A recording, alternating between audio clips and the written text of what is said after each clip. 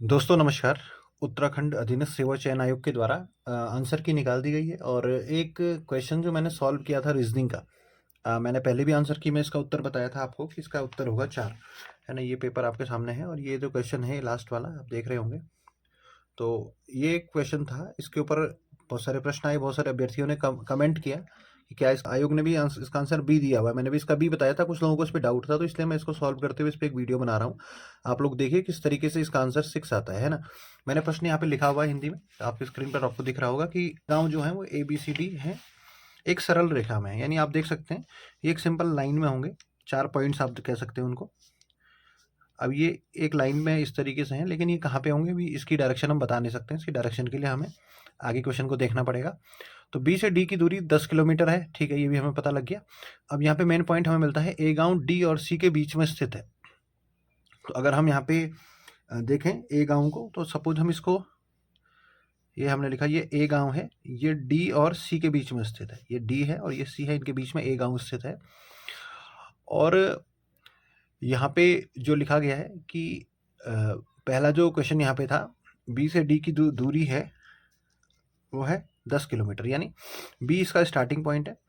ये इस गांव में और इस डी गांव के बीच की दूरी है 10 किलोमीटर, तो इसको हम 10 किलोमीटर यहाँ पे लिख लेते हैं इस तरीके से। बी से डी की बीच की दूरी 10 किलोमीटर है। ए गांव डी और सी के बीच स्थित है, जो सेकंड कंडीशन है हमारी यहाँ पे सेटिस्फाई होती है कि ए गांव सी और डी के बीच में स्थित है।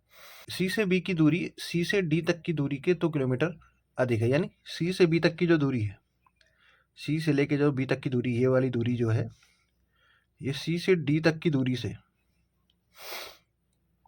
2 किलोमीटर अधिक है, ठीक है। तो सपोज अब हम इनको हमें लेना पड़ेगा। तो सपोज हम ले लेते हैं सी से डी तक की दूरी, फॉर एग्जांपल हम ले लेते हैं इसको x।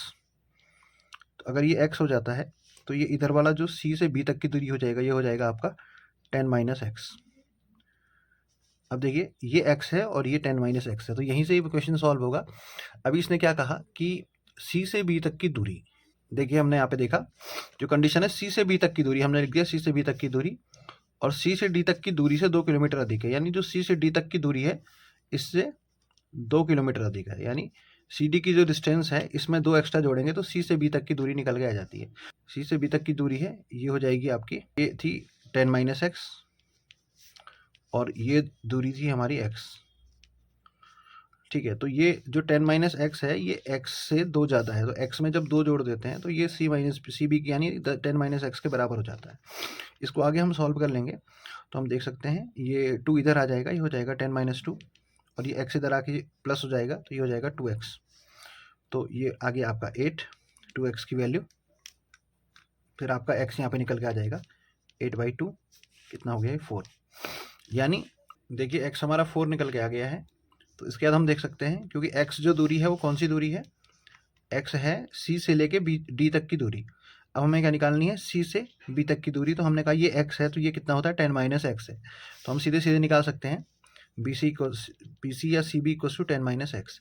तो 10 में से x हमारा 4 निकला था तो कितना आ गया 6 किलोमीटर। तो इसलिए हमारा जो आंसर हो जाता है यहाँ पे, हमें यही निकालना था सी से बी तक की दूरी। तो सी से बी तक की दूरी जो 10 - x थी वो कितनी निकल के आ गई हमारे पास में, यहाँ पे 6 किलोमीटर निकल के आ गई। तो इसलिए 6 किलोमीटर इसका सही आंसर होगा। अभी भी किसी व्यक्ति को कोई डाउट है, कोई कन्फ्यूजन है तो आप कमेंट करके पूछ सकते हैं। आपके उत्तर को और सरल बना करके मैं प्रस्तुत करने का प्रयास करूंगा। जल्दी मिलते हैं एक नई वीडियो में, तब तक के लिए नमस्कार। चैनल को सब्सक्राइब करना ना भूलें। Thank you very much.